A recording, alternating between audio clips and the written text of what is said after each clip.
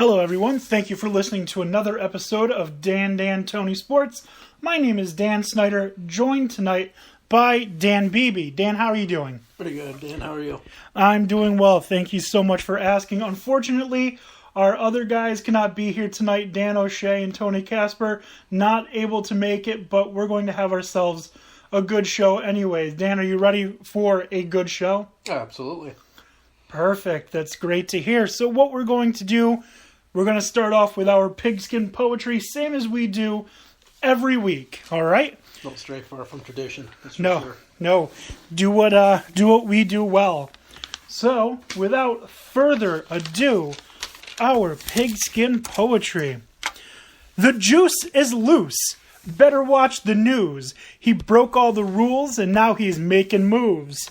He will try to lay low. He'll buy a Bronco. They will be back to help his attack and getting his life back on track. We must admit the glove didn't fit, so let's sit back and watch a bit of how his story will unfold. What kind of life could he behold? But he's older now, he's almost done. Get your popcorn ready, because this should be fun. Ugh. That, of course, in reference to the one, the only Orenthal James Simpson, O.J. Simpson. If you do not know, will be getting out of jail soon. Sometime in October, I've heard. As early as October 1st is what I personally heard. But obviously, as early as could mean doesn't happen until November, December, or any time after that. He met with the parole board. One guy decided to wear a Kansas City Chiefs tie for whatever reason. Yeah. I heard somebody, too, thought he was like 90 years old. Yeah. 70. Yeah, one of the judges was like, stuff. you're in your 90s, and he's actually only 70 or 71. Yeah. So that's that was a boo-boo. But anyways, He found a good humor, I thought, when I read it. yeah, I saw photos, and he seemed like he was wholeheartedly laughing. He did like that lean back, stomach out kind of laugh. Yep. So, O.J. Simpson getting out of jail. Of course, we all know what had happened in the early 90s. We're going to not talk about that.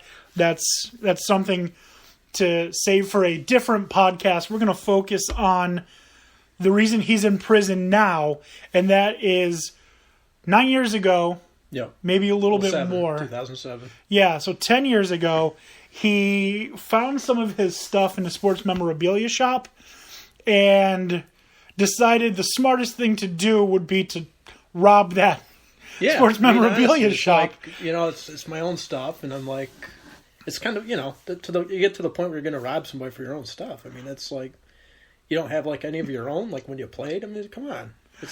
Apparently not. So he spent the last 9 years in prison after, I believe he pled guilty to it. Yeah, I believe a 9 to 33-year sentence. Yeah, So so it came out to be. yeah, he served the 9, but he met with the parole board, and the judges voted to, or whatever they are, they decided yes, he has shown enough to show that he should no longer be in prison. So, like we said, as of October 1st, potentially October 1st, he could be out and about. Dan, what are your thoughts on him getting out of prison? Honestly, things always seem to kind of iron out for the juice. It's like, he seems, from what I've read, he seems like very relieved. He's looking forward to it. I heard in one area where I read that he's looking forward to moving back to his home in Florida. And I don't know. I mean, at this point, I think, he's kind of make best of what he's got left. I mean, I know a lot of people out there are going to be a lot of mixed feelings about it, and everybody's entitled to their opinion, but in the long shot, I mean, it's just really kind of unique how things worked out for him this time around.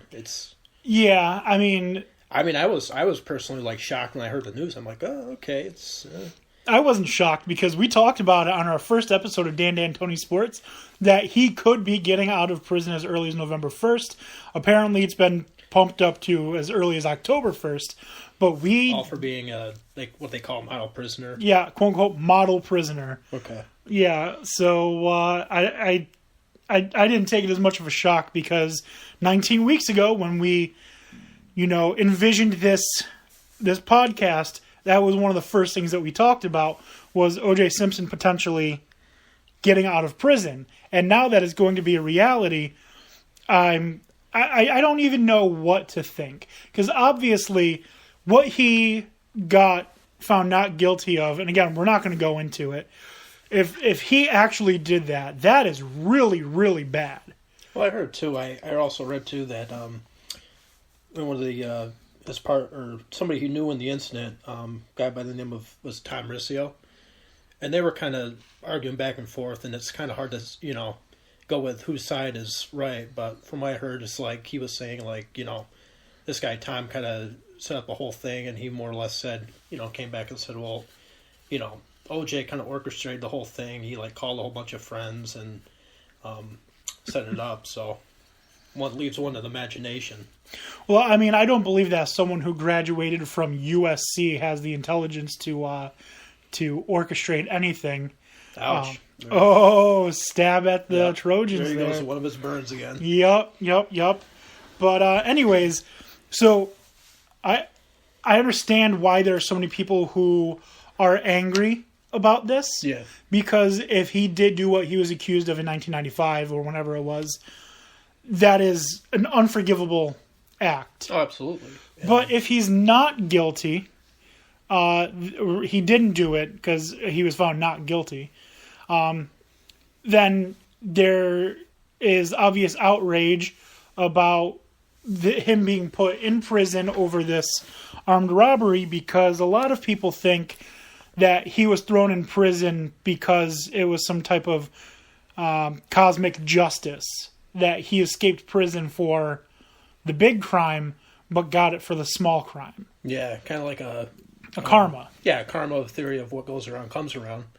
But it's really something when you read into it, and it's kind of like how many free passes can you get? It's right. Let's not mince words here. I doubt that the prison he was in was hardened criminals. Yeah, it's. I don't think he had to deal with any MS-13 or any other gangs in the prison he was in. I could be wrong, but I don't believe that he was in the Slammer type of prison. No, I mean I heard it was in the middle of some desert, but where was it?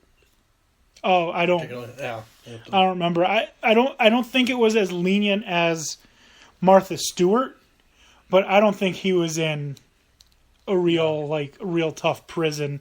So I don't buy that he was that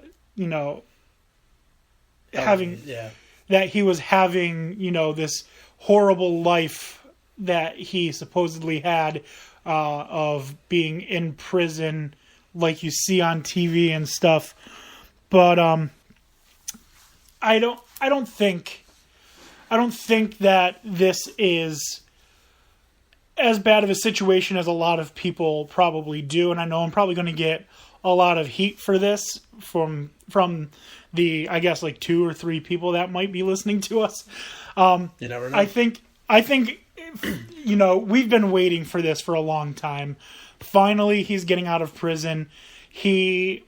Whether he committed the first crime or not, that whole case was shut down, and you've got to look at what he did to get into prison. And I think for the armed robbery, which I don't know how armed it was, mm-hmm. I think the 9-year sentence, he served all of the minimum of his sentence. He didn't get 9 to 33 years with a possibility of parole after 2 years. He served 9 years. Yeah. So I would say, yeah, that's, looking at it from that standpoint, it's definitely punishment enough, I would say, depending who you ask, of course. But, hey, I mean, it's always interesting to see what's going to happen from here on out, and even the stories to follow. Yeah, and that's going to be something that gets followed a whole lot, I believe, because he's not only is he getting out of prison, he's going to reacclimate into the world. and he's going to have to learn how to be rich again. No. So I know that that's like a stupid argument, like, oh, he's got to learn how to be rich. Doesn't he have it tough? But he is going to be put back into a world where he has the money to develop a drug problem, be able to fund it, or, get in any other type of trouble. And he has to learn to keep his nose clean, which so far seems to have been an issue with him. So I don't want to make the affluenza excuse for him. Yeah. But he's going to have to relearn how to be rich and how to deal with the stresses and pressures that come with the type of lifestyle he used to live that he is trying to change from. Because it's not easy to change. No, of course not. I mean, you figure, you always can take baby steps, but, at the same time, granted, what may or may not have happened in the past, it's always good to kind of wish anybody well and, hope that they can rise up from everything they were down by. And taking it from that standpoint. Right. So the next thing to look out for with O.J. Simpson is how closely are the police and other agencies going to be watching him? Like, is he going to be completely scrutinized, and have every step that he takes watched? Or is it going to be, you've served your 9 years, we're going to set you back into the world? Do you think he's going to be supervised as if he were like, what's the word? Probation. Some type of probation. Yeah. Not necessarily, it's not going to be like a house arrest, at least not from what I've seen. Yeah. I haven't seen anything that suggests that he's going to be. I mean, honestly, I think it's, at this point, like you said, he served the 9 years. I think it's something you just kind of have to let be. It's going to be him and doing what he does. And taking it from that, I think it's kind of, it will kind of have to go back into like a normal cycle for everybody. Right. And so you had quickly mentioned about his family in Florida. What about his daughter, Khloe Kardashian? No. They got a whole set of lifestyles going on. There's that very popular rumor that Kris Kardashian, who was the wife of OJ's lawyer, that her child, Kardashian, one of the Kardashians, because he didn't have just one lawyer, he had like 11. And this will be a lawyer from the most recent. No. Well, all the way back. Yeah, from the original trial. Okay. Yeah, so he was one of the lawyers. Kim Kardashian's dad was one of the lawyers, and he has passed away. He's been passed away for a while now. But there's a very popular rumor that Khloe Kardashian is actually OJ's daughter.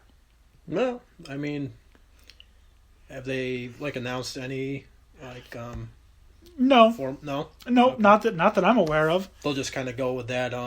It's just a rumor. I don't know how true it is, but it's funny to think about. Yeah. Well, I mean, not for her. It's not. I mean, would they agree to any DNA testing down the road? Maybe I would like to see it. We're calling out Khloe Kardashian and O.J. Simpson. Do a DNA test so we can find out if O.J. Simpson is really Khloe Kardashian's father. Yeah, I mean, that's only up to them and them alone. But hey, that's you made a statement there. So yeah, so we're calling out the Kardashians. Please get that DNA test done because we want to know. I guess on a side note, though, to all that, have you seen the documentary where it was O.J. is Made in America? Or? I didn't see that or The People versus O.J. Simpson. I heard they were both fantastic. I have to check them out. I haven't seen them either. Yeah, I didn't watch them. I honestly don't know if I plan on watching them or not, but it's definitely something that... I'll take a look at some point. Yeah, definitely something that a lot of people have been getting interested in lately, especially when you have cases of something similar being so... court cases becoming pop culture. Yeah. Like with the Casey Anthony court case. You also